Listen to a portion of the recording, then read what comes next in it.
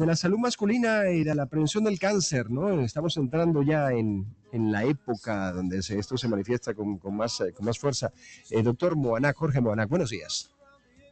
Mi querido Adrián, muchísimas gracias por la invitación, como todos los miércoles. Primero saludos y respeto a toda la audiencia.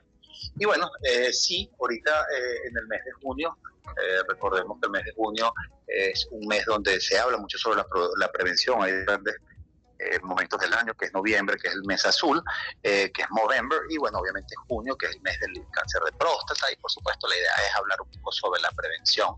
Y bueno, estos temas que ya hemos tocado en muchas oportunidades aquí, pero bueno, cuestiones que vamos a recapitular para aquellos que no hayan escuchado ya en otra oportunidad, y por supuesto aquellos que entiendan la importancia de la prevención. Entonces, realmente no solamente hacer prevención de cáncer, es prevención de salud, es decir, cómo cuidamos nuestra salud. Obviamente, en la medida que tengamos órganos más sensibles, somos los que nos enfocamos un poco más. Como siempre yo hago, me gustan mis analogías. Si yo tengo un carro, un Optra automático, que el carro vino desastrosa, obviamente lo que más me preocupa en el mantenimiento de ese carro es problemas o enfermedades son la próstata, o es la próstata, mejor dicho. Como bien lo dice su término o su descripción, es benigno.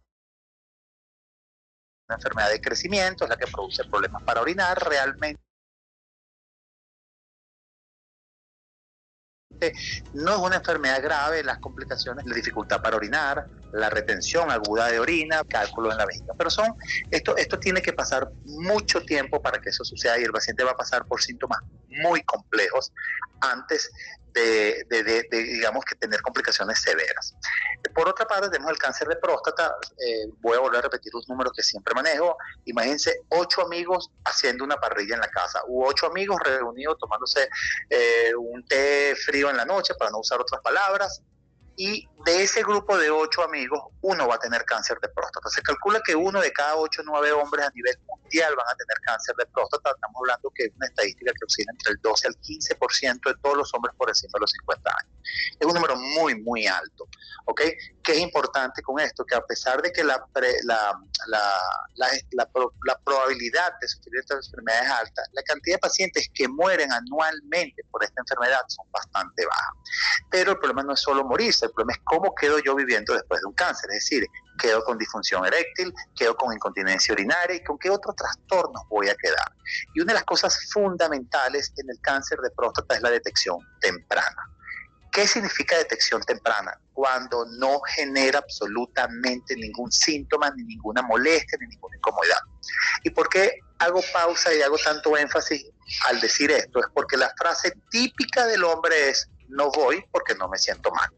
Entonces, si un cáncer de próstata es una enfermedad que nosotros podemos curar, escuchen muy bien, el cáncer de próstata tiene una posibilidad de hasta un 98% de ser curado exclusivamente o con cirugía o con radioterapia, porque el cáncer de próstata no lleva quimio en sus estadios iniciales, y la radioterapia es opcional para aquellos pacientes que no se quieren operar. Pero es decir, que hasta un 98% de posibilidades de curarla, y con una posibilidad sumamente baja de disfunción eréctil e incontinencia urinaria si la detectamos muy temprano.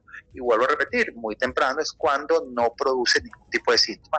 Es un poco absurdo no chequearse todos los años. Por supuesto que existen otras enfermedades. Quiero aprovechar a hablar un poquito de todas para cerrar con la parte de cáncer de próstata. El antígeno prostático es mucho más importante que el tacto, pero existe todavía la tendencia de los hombres a hacérselo, compararlo con el valor referencial que aparece de un ladito, y mientras esté por abajo el valor referencial, ellos dicen que no voy. Dos cosas que quiero acotar aquí. Número uno, el valor referencial del antígeno prostático ya no es 4 como aparece en todos los laboratorios, es 2.5, pero aparte de eso nosotros no medimos solamente el valor absoluto del antígeno total, sino que medimos algo que se llama densidad, que es una fórmula que se saca con el peso de la próstata. Medimos el índice de elevación anual y medimos la relación libre total, y todos son pequeños elementos de sospecha. Recuerden que el antígeno no me va a dar un diagnóstico, solamente me va a dar una sospecha de que algo raro está pasando, y yo después tomaré la decisión si pido una resonancia, si debo hacer un tacto o si debo incluso hacer una biopsia. Obviamente un antígeno alto no significa cáncer, porque existen otras enfermedades que lo elevan, pero todo antígeno alto es como una alarma que suena. Debo revisar qué es lo que está pasando. Hay algo muy importante que me has dicho varias veces, es que el cáncer de próstata es curable, 100% curable, ¿correcto? Sí, yo no uso el término 100% porque recordemos que estadísticamente, y para aquellos que manejan números, antes que nos vayan a llamar la atención a ti y a mí, Adrián, la palabra 100 o 0% no existe. Estadísticamente es muy difícil que algo sea 100% en la vida, bueno, que no vamos a morir, que no vamos a vivir por siempre, pero estamos hablando de tasas entre el 96 y el 98%, siempre que el diagnóstico se haga de forma temprana. Yo tengo cantidad de pacientes operados, incluso tengo pacientes que operamos hace poco con cirugía robótica, y al mes y medio el paciente ya tenía erecciones adecuadas para tener una vida en esa área satisfactoria y con una incontinencia de goteo solo cuando hacía actividad física. Y a pesar de que el tumor de él no era un tumor tan pequeño como el que uno hubiese querido atacar de forma más temprana.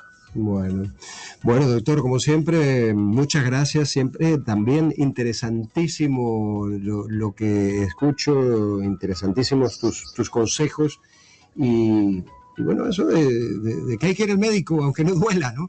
Es interesante también, es importante porque es así como actuamos, sobre todo los hombres, decimos, no, eso no duele, eso no está hinchado, no está rojo, no está supurando lo que sea, y lo más importante, ¿no duele? No, voy al médico. No voy. Le quiero dar un pequeño consejo final, sobre todo que estamos hablando de prevención. Recuerden que la evaluación urológica no solamente es chequear próstata, nosotros por lo menos dentro de mi consulta, y creo que muchos de los colegas que hacemos urología de forma bien estructurada y seria y responsable, cuando tú haces una evaluación anual después de los 40, que es la edad, debería comenzar entre los 40 y 45 años a chequearse los hombres por la próstata. Ante esa edad no hace falta un chequeo anual, pero a partir de los 45 años como punto de corte, el chequeo urológico no es solo próstata, Adrián. Ahí nosotros vemos cómo está la función eréctil, vemos si hay enfermedades predisponentes que vayan a deteriorar o afectar la función eréctil y tomamos medidas preventivas. Es como pulir un carro para que la pintura no se dañe o echarle aceite a un herraje para que no se oxide. No esperemos a que las piezas se dañen, porque recuperarlas y ponerlas operativas al 100%, pues entre más avanza, más difícil es. Muy bien. Cuídense, doctor Jorge Moanac, búsquenlo en Instagram para que amplíen este y otros temas referentes a urología, bueno, y medicina en general. Doctor Jorge Moanac, muchas gracias. Muchísimas gracias a ti, feliz día y bendiciones para todos. Amén, igualmente. Bueno, nos vamos entonces.